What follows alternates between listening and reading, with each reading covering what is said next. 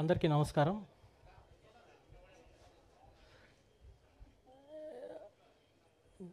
మాటలు రావటం లేదు, ఎందుకంటే వేదిక మీద అందరూ దిగ్గజాలు ఉన్నారు.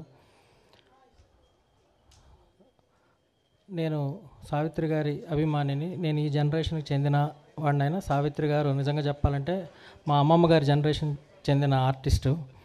కానీ ఎప్పుడో నా ఇంటర్ 10th ఆ టైంలో నేను టీవీలో సినిమాలు వస్తుంటే, మూగ మనసుల సినిమా వస్తుంటే వారిని చూసినప్పుడు ఎక్కడో ఒక ఆర్టిస్ట్ కాకుండా ఇంకా ఎక్కడ ఎక్కువ కనెక్షన్ అనిపించింది. అంటే ఈవిడేదో మన సొంత మనిషి, మనకి ఏదో బంధం అనుబంధం ఉంది, అంటే ఏ జన్మలోనో అన్నట్లు అలా అనిపించి అప్పటి నుంచి అట్రాక్ట్ అయ్యి అసలు నేను రాయగలను, నేను ఇన్ని పనులు చేయగలను అంటే ఆర్ట్ ఫీల్డ్లో నేను ఇంతవరకు ఇన్ని పనులు చేయగలను అని నాకు తెలియజేసిన వ్యక్తి కూడా సావిత్రి గారు. వారి మీద అభిమానంతో స్టార్ట్ చేసిందే.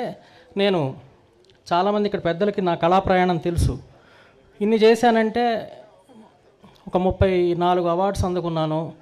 అలాగే సెన్సార్ బోర్డు సభ్యులుగా 2 సార్లు చేశాను, నంది అవార్డు జ్యూరీ మెంబర్గా చేశాను. అనేక పుస్తకాలు, ముఖ్యంగా ఫోటోబయోగ్రఫీస్ని ఒక సిలబస్ పెట్టి వాటికి ఒక ఫార్మాట్ని తీసుకొచ్చి ఇంట్రడ్యూస్ చేశా తెలుగు రాష్ట్రాల్లో.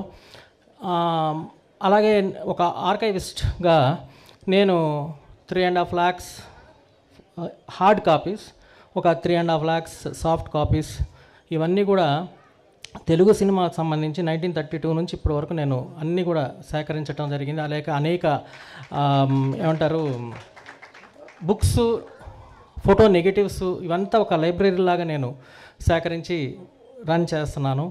సో నాకు ఈ ప్యాషన్ ఇదంతా కూడా సావిత్రి గారి బీజం అని చెప్పాలి. సో సావిత్రి గారు ఎంత గొప్ప నటి అనేది మా అందరికీ తెలుసు. తర్వాత ఇక్కడ వేదిక పైన ఉన్న లబ్ధ ప్రతిష్ఠలు అందరూ తమ అభిప్రాయాల ద్వారా వెల్లడిస్తారు. అయితే నేను ఫీల్ అయ్యే ఒక్క అంశం ఎక్కువ సావిత్రి గారి గురించి ఏంటంటే, తెలుగు చలనచిత్ర పరిశ్రమ పుట్టినప్పటి నుంచి ఇప్పటి వరకు అనేక మంది హీరోయిన్స్ వచ్చారు.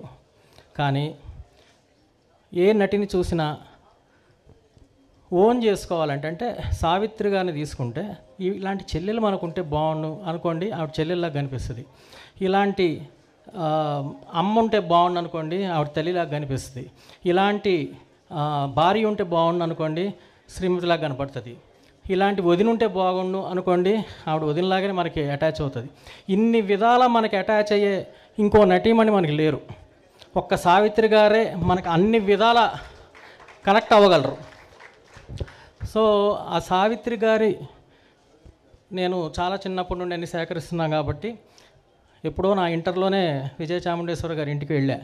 నా చేసిన కలెక్షన్స్ అవన్నీ తీసుకొని వారి ఇంటికి వెళ్ళినప్పుడు అంతా చూసి ఒక చిన్న జాలిగా నా వైపు చూశారు. పాపం ఏంటి పిల్లాడు ఇంత ఇలా ఇవన్నీ ఏంటి ఈ వయసులో ఏంటి అన్నట్టు చాలా ఇష్టపడటం బిగిన్ చేసి, ఇక ఇప్పుడు కూడా అప్పటి నుంచి ఈ దాదాపు 20 years పైన సంగతి చెప్తున్నా. అంటే వారితో అనుబంధం, ఆ కుటుంబంతో ఎప్పుడు వెళ్ళినా కూడా ఆ విశేషాలు మాట్లాడుతున్నప్పుడు చాముండేశ్వరి గారి కళ్ళల్లో అమ్మ గురించి ఇప్పుడు ఒక చిన్న కన్నీటి పొర వస్తుంటుంది. అంటే ఒక చిన్న కళ్ళ నిండా నింపుకుని ఆనందంతో చెప్తూ ఉంటారు అప్పటి విశేషాలు. వారి పక్కన గోవిందరావు గారు, ఈ దంపతులు ఇద్దరు కూడా ఎప్పుడు కూడా దే హ్యావ్ ద లవ్ అనమాట. అంటే మెచ్యూర్ అయ్యే కొలది. అప్పట్లో అమ్మగారు అంటే సావిత్రి అమ్మగారు చనిపోయేటప్పటికి విజయ చాముండేశ్వరి గారు జస్ట్ 22-23 years.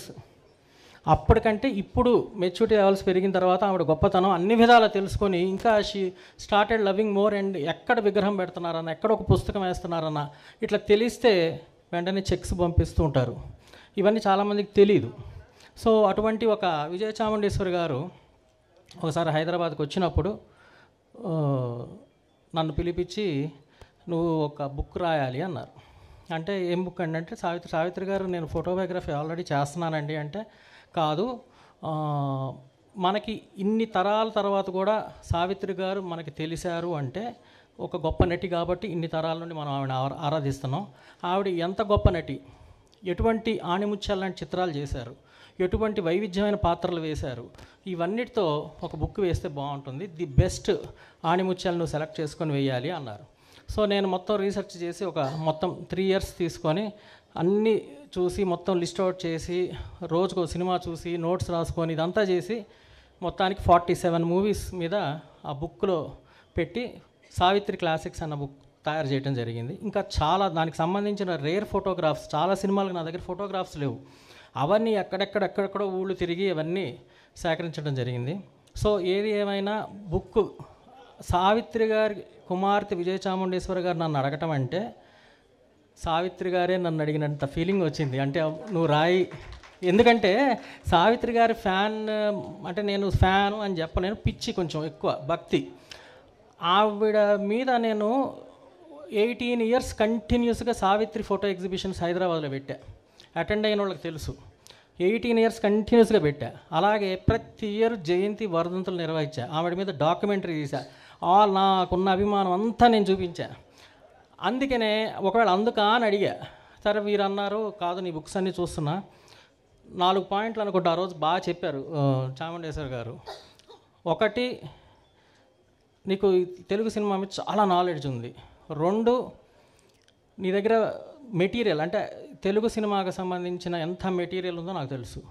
3, ఇవన్నీ ఉండటమే కాదు చక్కగా రాయగలవు. 4, ఇవన్నిటితో పాటు ఒక పుస్తకం తీయాలంటే దాన్ని ఎలా డిజైన్ చేయాలి, సావిత్రి గారిని ఎలా ప్రజెంట్ చేయాలి అంటే ఆ లెవెల్లోనే ఉంటుంది ఆ బుక్ కూడా. సో ప్రజెంటేషన్ స్కిల్స్ కూడా ఉన్నాయి. ఎన్నిటితో పాటు సావిత్రి అంటే అమ్మ అంటే నీకు బాగా పిచ్చి. సో ఎన్నిటి కలిపి నువ్వు రాస్తే ఇది కరెక్టు అని అనేసరికి చాలా ఆనందంగా పొంగిపోయి నేను ఆ పుస్తకం రాయడం బిగిన్ చేశానండి. చేసి మొత్తానికి సక్సెస్ఫుల్ కంప్లీట్ చేసిన మా పక్కన పెట్టి ఉంచాను. ఎందుకంటే ఇది ఎవరు చేయాలి అంటే ఎవరు అందరికీ ఒకటే పేరు వస్తుంది, వెంటనే గుర్తొచ్చేది. ఎందుకంటే చిన్నప్పటి నుంచి వారి సినిమాలు చూసి పెరిగి ఒకటే మనకు ఒక గాడ్ లాంటి మనిషి ఎవరైనా అంటే మాకు చిరంజీవి గారు. ఆఫ్ కోర్స్ వారి సినిమాలు చూస్తూ పెరిగాం. ఇప్పటికీ నేను ఒక నిజం చెప్తానండి, చిరంజీవి గారు కొత్త సినిమా ఎప్పుడు వస్తుంది అని అంటే ఒక కొత్త సినిమా కోసం వెయిట్ చేసేది నేను ఒక చిరంజీవి గారి సినిమానే. ఇప్పటికీ ఆ క్రేజ్ ఆయనకు ఉంది. వారు అసలు అంటే చెప్పలేను వారి మీద నాకున్న. ఎందుకంటే చాలామంది అంటే ఆర్టిస్ట్గా మనం ముఖ్యంగా డ్యాన్సుల పరంగా చెప్పక్కర్లా, కొత్తదనాన్ని తీసుకొచ్చారు. ఆ డ్యాన్సింగ్ ఎరీనాలో ఒక గ్రేస్ని, ఒక సరికొత్త ఇమేజ్ని తీసుకొచ్చారు. వారిలో నాకు పర్సనల్గా బాగా నచ్చేది ఏంటంటే కామెడీ టైమింగ్ చాలా అద్భుతంగా ఉంటుంది. కామెడీ టైమింగు చిరంజీవి సార్ది. సో చిరంజీవి గారు దగ్గరికి వెళ్ళి విజయ చాముండేశ్వరి గారు నేను వెళ్ళి పుస్తకం ఇచ్చి, సార్ ఈ పుస్తకాన్ని మీరు ఆవిష్కరిస్తే బాగుండు అని మేము అడిగాము. ఎందుకంటే సురేఖ మేడం గారు మన విజయ చాముండేశ్వరి గారు చిన్ననాటి స్నేహితులు. ఆ పరిచయంతో కూడా ఇద్దరు దంపతులు రావాలని ఆహ్వానిస్తున్నప్పుడు చాలా చక్కగా తప్పకుండా వెంటనే ఒప్పుకొని వారు రావటమే కాకుండా ఈ కార్యక్రమాన్ని మొత్తం తమ భుజస్కంధాల మీద వేసుకొని చిరంజీవి గారు నిర్వహిస్తూ వారు ఆవిష్కరించడం, ఆ దంపతులు ఉండటం. ఎందుకంటే చాలా కార్యక్రమాలు జరుగుతుంటే ఎప్పుడు మనం సురేఖ మేడం గారిని చూడం, కానీ వాళ్ళ దంపతులు ఇద్దరు వచ్చి ఈ కార్యక్రమంలో పాల్గొనడం అనేది నిజంగా మహానటి సావిత్రి గారికి చిరంజీవి గారు ఇస్తున్న గొప్ప నివాళి. ఇది వారు తలపెట్టి వారు చేయటం అనేది అది ఇదొక చరిత్రలో లిఖించదగ్గ విషయమే నా ఉద్దేశంలో. ఎందుకంటే అంత మెగాస్టార్ గారు వారు వస్తే చాలు, వేదిక పైన ఉంటే చాలు, కానీ వారు లేదు, ఇది చక్కగా గ్రాండ్గా చేద్దాం. మేమన్నాం సార్ మీరు మీ స్వగృహంలో చేసినా చాలు మాకు అని అన్నా కూడా లేదు, సావిత్రి గారు నీడ్స్ ఎ సెలబ్రేషన్ అని చాలా ఇంత వైభవంగా నిర్వహించడానికి కారకులయ్యారు. మరి ఈ వేదిక పై నుండి వారికి ఈ సందర్భంగా అంటే ఈ సావిత్రి క్లాసిక్స్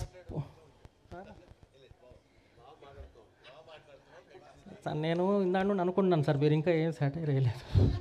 ఎందుకంటే నాకు బ్రహ్మానందం గారు బాగా అంటే గురువులు స్నేహితులు అన్నీ ఇట్లా సెటైర్ వేస్తారు. ఇందాక టెన్షన్ పడుతున్నా, మీరు గమనించారు లేదు అంటే ఎక్కడో చిన్న టెన్షన్ ఉంది సార్.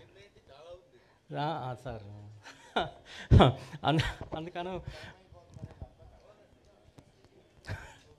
ఏం లేదు సార్, మళ్ళీ మైక్ దొరకదు, ఊరికే ఉన్నాయని ఏదో చెప్పుకోవాలని సార్. అది సార్ అదే. సో అన్నయ్య చిరంజీవి గారు ఈజ్ ఎవ్రీథింగ్ టు అస్. వారు ఈరోజు చేసి దీనికి ఈ పుస్తకానికి ఒక పవిత్రతని, సంపూర్ణత్వాన్ని తీసుకొచ్చారు చిరంజీవి గారు. Hats off sir, thank you so much. అలాగే పుస్తకంలో సావిత్రి గారి జానపదాలు వేరుగా ఉంటాయి, సాంఘికాలు వేరుగా ఉంటాయి, చరిత్రాత్మకాలు ఆవిడ యాక్ట్ చేయాల, నెక్స్ట్ పౌరాణికాలు వేరుగా ఉంటాయి. చాప్టర్ వైజ్గా పెట్టి అన్నీ కూడా సవివరంగా అప్పటి విశేషాలు, ఏమైనా మధురమైన సంఘటనలు అవన్నీ కూడా పొందుపరచడం జరిగింది.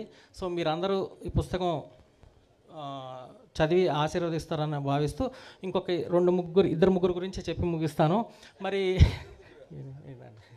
కాదు సార్, అంటే మన విజయ చాముండేశ్వర్ గారు తలుచుకొని దీనికి కంటిన్యూస్గా బ్యాకింగ్ అప్ ఉండి మొత్తం దీన్ని చాలా చక్కగా పబ్లిష్ చేసే వరకు ఉన్నారు.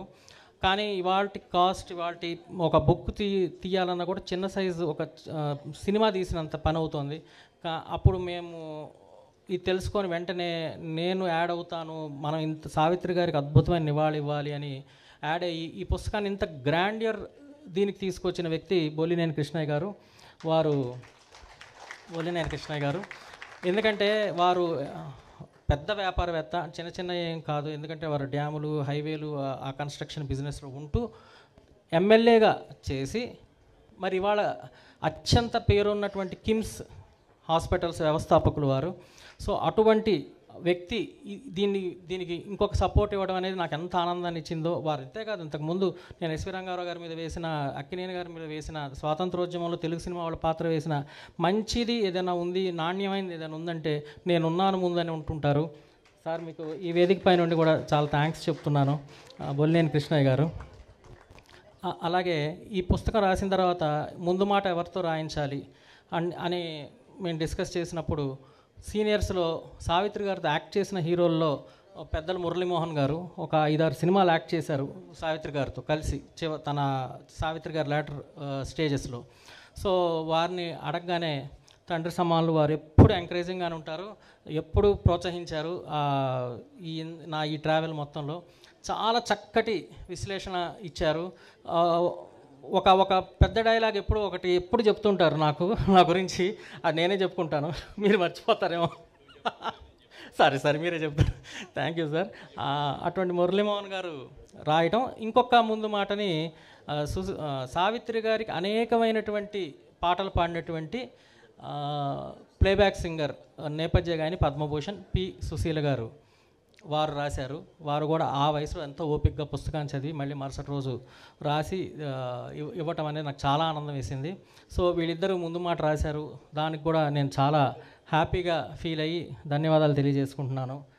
ఇంకా ఈ వేదిక పైన ఉన్నటువంటి పెద్దల్లో సావిత్రి గారు ఒక తరానికి మహానటి అయితే, ఆ తర్వాత తరానికి వాణిశ్రీ గారు అయితే, ఆ తర్వాత తరానికి జయసుధ గారు సామాన్యమైన నటి కాదు.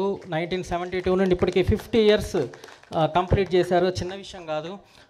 వారు నేను కొంత పరిచయం ఉంది, నంది అవార్డ్స్ జ్యూరీ మెంబర్గా ఉన్నప్పుడు మేము కలిసి 40 రోజులు వర్క్ చేసినప్పుడు వారితో ఒక సాన్నిహిత్యం ఏర్పడింది. అలాంటి మహానటి ఈ వేదిక మీద ఉండటం, చిరంజీవి గారి కూర్పు నాకు చాలా ముచ్చట వేసింది. అలా ఇలాంటి వాళ్ళందరినీ సార్ ఆహ్వానించడం అనేది. అలాగే ఇక ఈ సభకి అధ్యక్షులుగా ఉండదగ్గ వ్యక్తి బ్రహ్మానందం గారు. వారు కాకపోయినా మేము ఆ సభకు అధ్యక్షుడే అనుకుంటాం మేము. వారు అనేకమైనటువంటి, ఒక విధంగా చెప్పాలంటే ఒక గురు, ఫిలాసఫర్ అన్నీ గైడ్ చేస్తారు, అన్నీ చక్కగా విశ్లేషించి చెప్తారు. అట్లాగే ఈ పుస్తకం కాదు, ప్రతి పుస్తకం కూడా ముందు నేను ఏదైనా చేస్తే తీసుకెళ్ళి చూపించే వాళ్ళలో భరణి గారు, బ్రహ్మానందం గారు ఉంటారు. వీళ్ళిద్దరికి చూపించిన తర్వాత దాని తప్పొప్పులు, ఇంకేదన్నా చేస్తే బాగుంటుందా, లేకపోతే ఎలా ఉంది అనేది చాలా నిర్మోహమాటంగా నాకు చెప్పి ఎంకరేజ్ చేస్తారు. వాళ్ళిద్దరికి కూడా చాలా ధన్యవాదాలు తెలియజేసుకుంటూ నమస్కరిస్తున్నాం. అలాగే స్టార్ రైటర్ అయినటువంటి పరుచూరి గోపాలకృష్ణ గారు ఇక్కడ ఉండటం ఇవాళ, ఎందుకంటే ఒక యాక్టర్, ఒక హీరో, ఒక డైరెక్టర్, ఒక ప్రొడ్యూసర్కి ఎంత పేరు ఉంటుందో ఒక రైటర్కి అంత పేరు ఉండటం ఒక పరుచూరి బ్రదర్స్కి మాత్రమే సాధ్యమైంది